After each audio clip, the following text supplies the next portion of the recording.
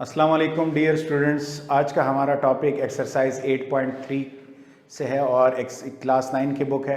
Question number 11 करेंगे जो कि एक्सपोनेंशियल इक्वेशन है और मेन सवाल में पूछा क्या गया है कि solve the following equation.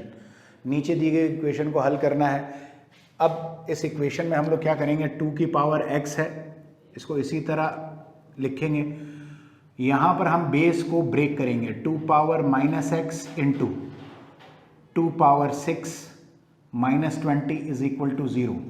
Dear students, हम इस 2 पावर -x के पावर को जो पावर है माइनस, उसको प्लस बनाने के लिए क्या करेंगे, इसे डिनोमिनेटर की फॉर्म में यानी कि डिवाइड की फॉर्म में लिखेंगे। लिखने के बाद अब हमारे पास क्या है कि हम 2x plus 2 raise to the power 6 divided by 2 raise to the power x minus 20 is equal to 0। अब हम लेट फर्ज करें कि y हमारे पास बराबर है 2 पावर x के।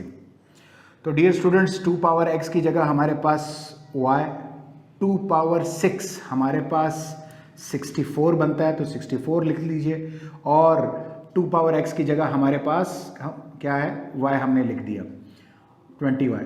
फ्रैक्शन है और बीच में प्लस माइनस है, तो अगला स्टेप हल करने का क्या होगा डियर स्टूडेंट्स, वो है एलसीएम। तो y से मल्टीप्लाई हो जाएगा, तो y square plus 64 minus y को 20 से मल्टीप्लाई करेंगे तो 20y is equal to 0। y यहाँ पे डिवाइड हो रहा है, दूसरी जानिब 0 के साथ मल्टीप्लाई होने के बाद क्या हो जाएगा, 0।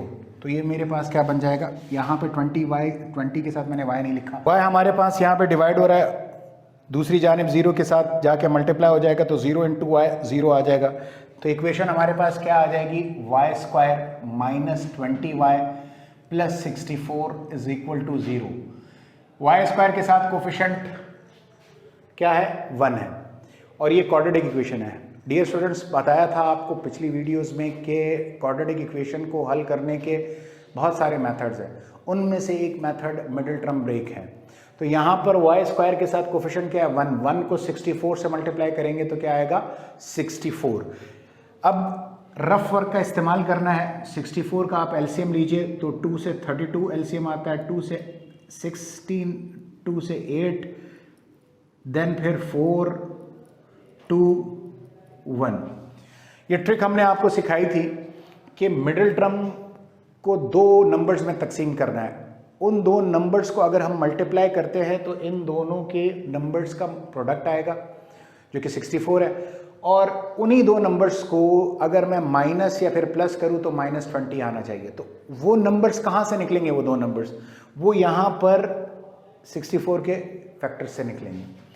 मैंने क्या किया, 2 2 ज़ा 4, 2 2 ज़ा 4, 4 2 ज़ा 8, 8 2 ज़ा 16।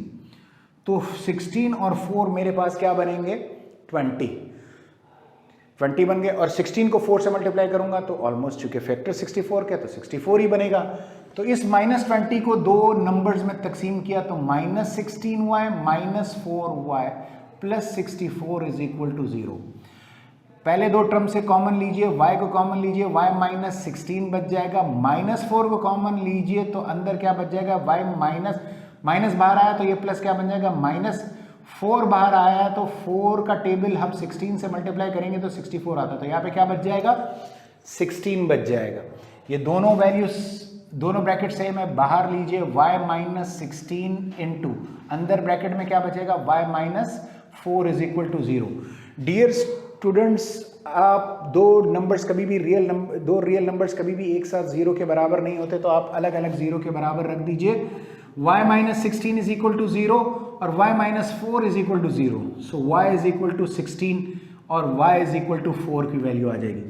अब y को उसके ओरिजिनल वैल्यू से रिप्लेस करें जो कि किसके बराबर है, 2 raise to the power x, और 16 का आप एलसीएम लीजिए तो 2 मल्टीप्लाई बाय 2 मल्टीप्लाई बाय 2, जो कि हमने यहाँ पे अगर आप देखें तो यहाँ से हमने लिया हुआ है, 4 2s हैं। इसी तरह y को उसकी ओरिजिनल वैल्यू से रिप्लेस कर दीजिए, 2 की power x is equal to 4 का एलसीएम लीजिए तो 2 2 ज़ा 4। डियर स्टूडेंट्स, बेसिस सेम है तो पावर्स आपस में क्या होंगी, add, 2 raise to the power x, 2 raise to the power 4, और यहाँ पर 2 raise to the power x और 2 रेज टू द पावर 2 आ जाएगा। इंडाइसिस रूल का इस्तेमाल करेंगे, apply indices rule. Indices rule क्या है मेरे बच्चों? वो ये है, कल भी बताया था कि दो पार्ट्स हैं इंडाइसिस रूल के। एक पार्ट ये है कि बेसिस को सेम कर दें, पावर को एक दूसरे के बराबर ले लें, या पावर को सेम कर दें, बेसिस को एक दूसरे के बराबर ले सकते हैं। तो यहां पर हमारे पास फर्स्ट सेक्शन अप्लाई हो रहा है लॉ का, रूल का, कि बेसिस सेम कर दिए, पावर एक दूसरे के क्या ले लेंगे? बराबर। x इज इक्वल टू 4 और x इज इक्वल टू 2 आ जाएगा। तो सोल्यूशन सेट की फॉर्म में लिखिए, जो कि 2 और 4 है, ये x की वैल्यू है, और ये इक्वेशन जो हमें कहा गया था कि सॉल्व कीजिए वो हल हो गया। डियर स्टूडेंट्स, उम्मीद करता हूं कि आज का टॉपिक आपको और आज का जो सवाल है वो आपको बहुत बेहतरीन तौर पर ज़हन नशीन हो चुका होगा।